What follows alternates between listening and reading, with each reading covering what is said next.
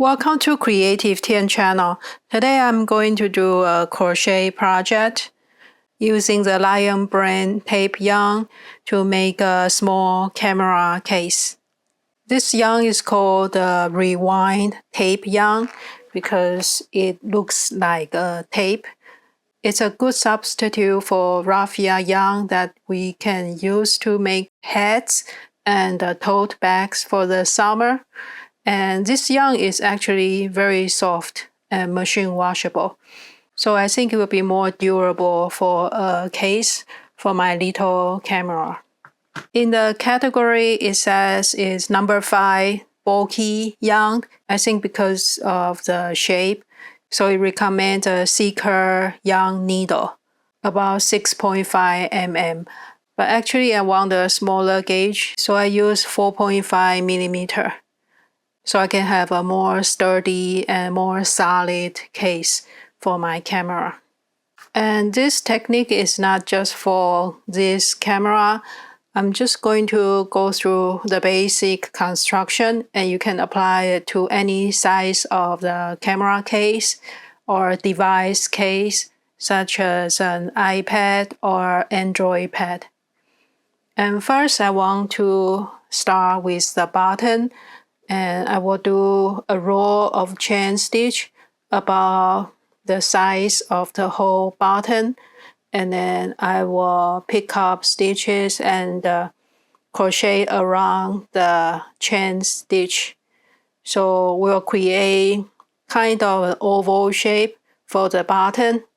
And after it's big enough for the button piece, we will go up and you will create a 3D kind of container, and on the top I will just add a flap on one side and I can close it and I'll add a button. And that's just my design. You can change the button to different types. Maybe you have a snap or you can do Velcro. So let's start with a chain stitch. I'm going to make a slip knot, insert my hook,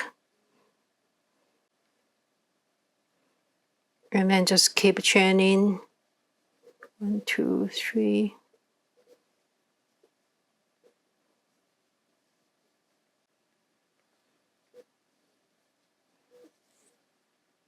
And make it 15 stitches.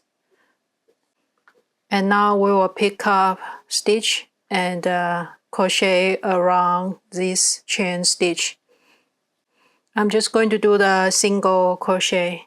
So I can knit one more chain stitch and go to the first stitch without counting the chain stitch we just made.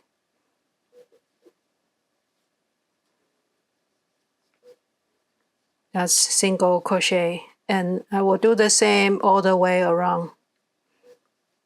Second single crochet. 3.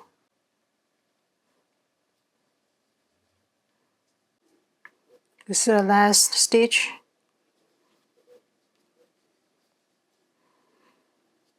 Now I should have the same number as my chain stitch count. And I will continue keep crocheting until the opposite side. I will continue a few more stitches. 1, 2. I add 2 stitches at the end and then I will continue the other side. The first stitch is from the same hole, so actually we have 3 stitches from the same stitch below.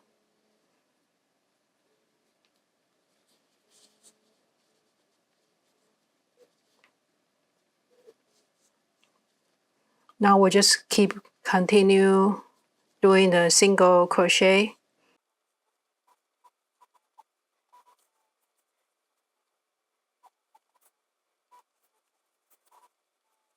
Now we are at the end. I can add 2 more stitches, just like the other side.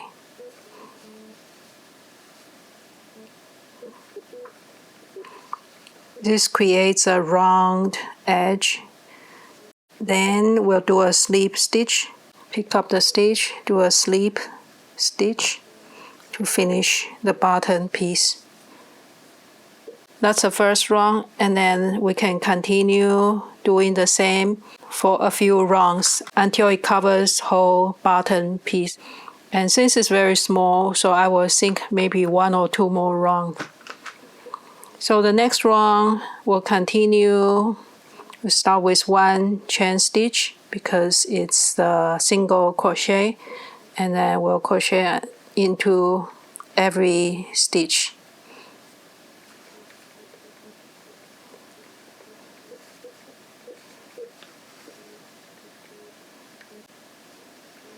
Here's the end. If we don't have enough stitch, just add a few more stitches around the end because the curve.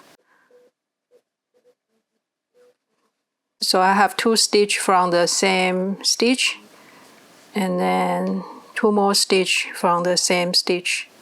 The next stitch I will have 2. That's our curved end, and then we'll continue single crochet.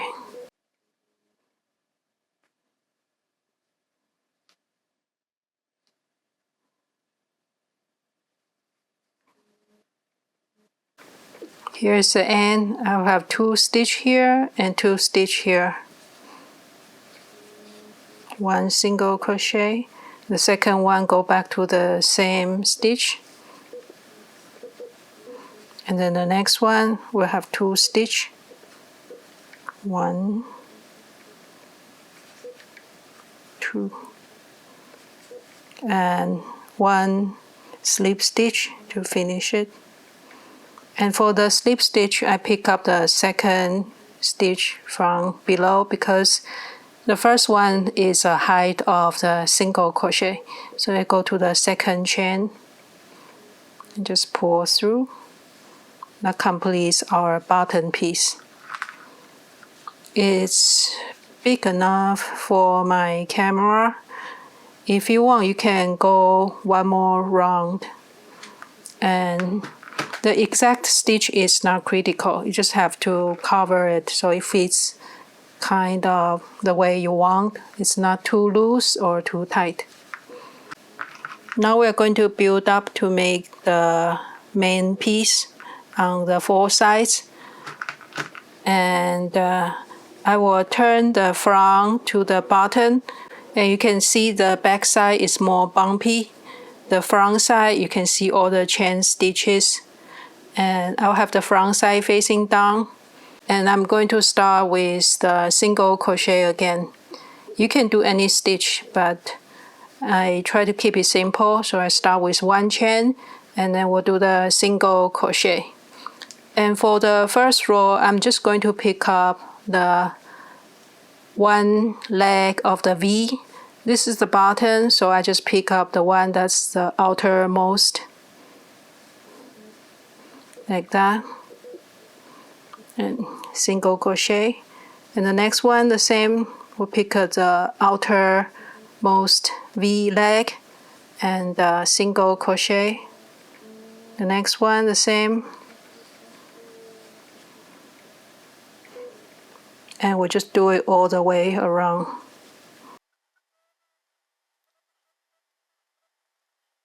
And you can see this is the other leg of the original V. And this way, this piece will be kind of standing up. So it creates a 3-dimension. So we just do it all the way, single crochet. Pick up 1 leg and a single crochet.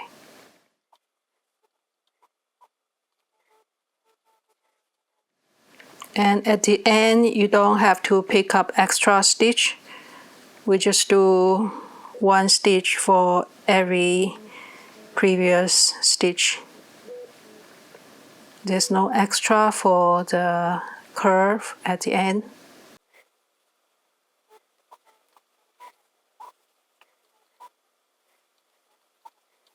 And when we go to the other end, we'll just do the slip knot again. Pick up the second stitch from below, the first chain, second chain, and we'll do a slip stitch. And this one I can go over both legs of the V and just slip stitch. So that completes our first round on the vertical part. It will look like the boat shape, the button, and it stands up a little bit.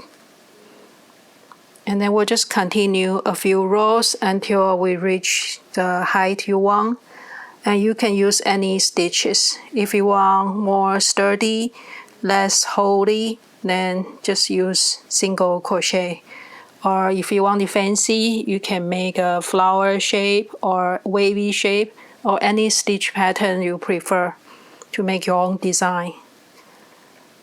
I'm going to make a few rows of the double crochet because it works faster. So for double crochet, I chain 2 chains and then start my double crochet. And I count the first 2 chains as 1 stitch. For the double crochet, we'll do 1 yarn over and then pull through twice. And we'll continue yarn over.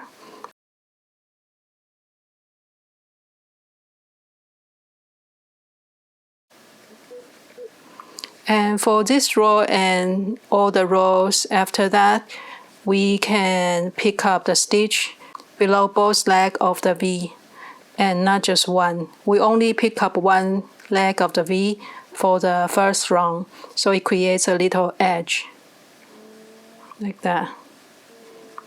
So we'll continue to double crochet all the way.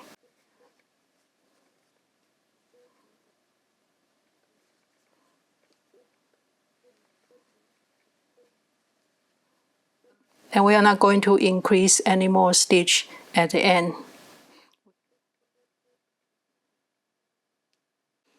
Here is the end of the round. I'm going to make a slip stitch and pull the stitch out and pull through. Now we finish this round. And we'll continue. You can add a single crochet or double crochet. I think I will have 1 row single, 1 row double, 1 row single, 1 row double. So the next row I'm going to make a single. So just 1 chain stitch and start my single crochet for every stitch.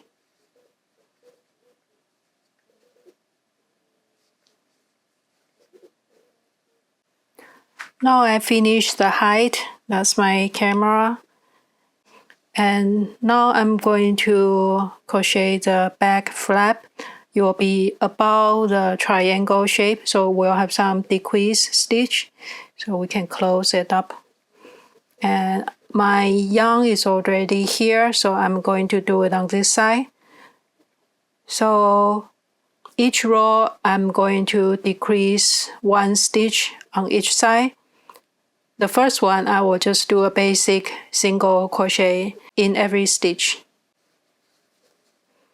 So I start with 1 chain and then just single crochet in every stitch.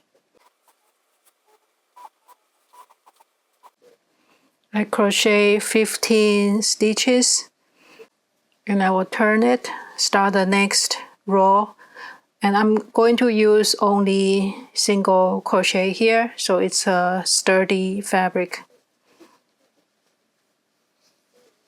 1 chain, and then I will skip the first stitch, go to the second stitch.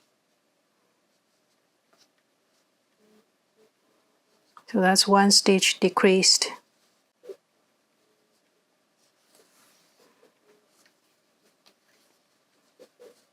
And then just single crochet.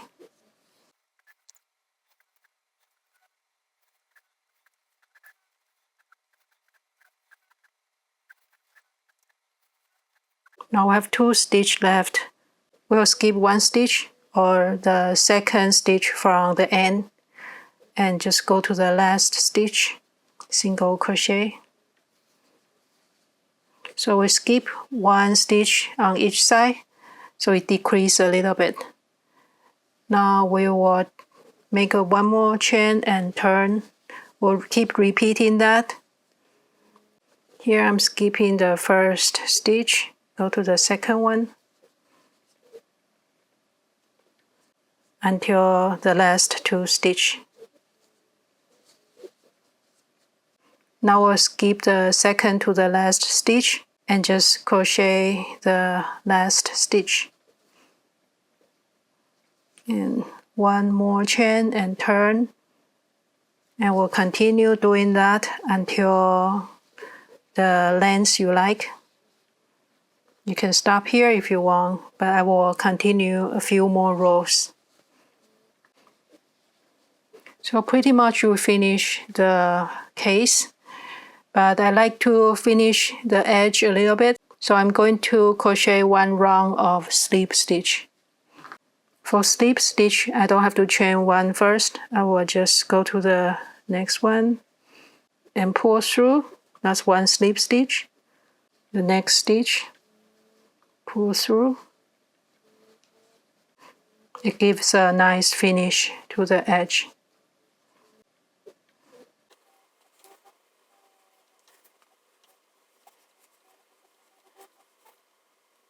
Now we finish the slip stitch.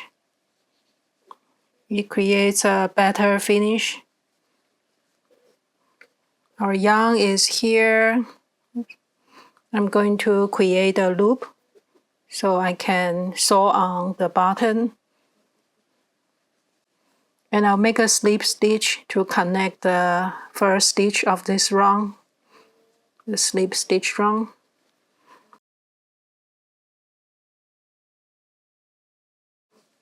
Okay, now we will start making the loop. I'm just going to make a chain stitch. So it's long enough to cover the whole top, like that. And I'm going to make another slip stitch to connect to the other side.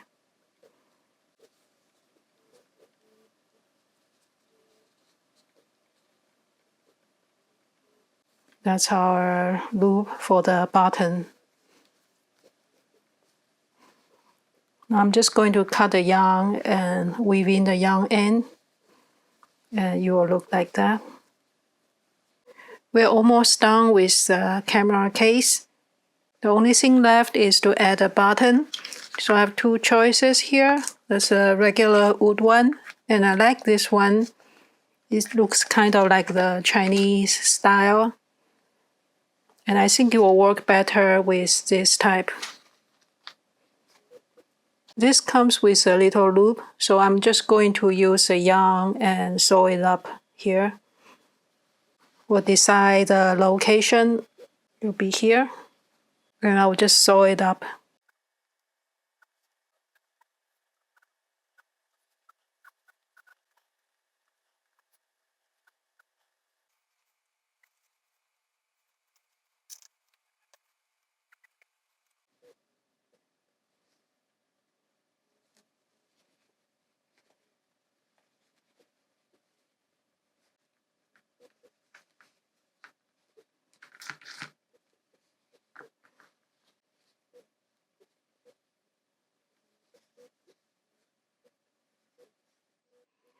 And here is the thing I can improve next time.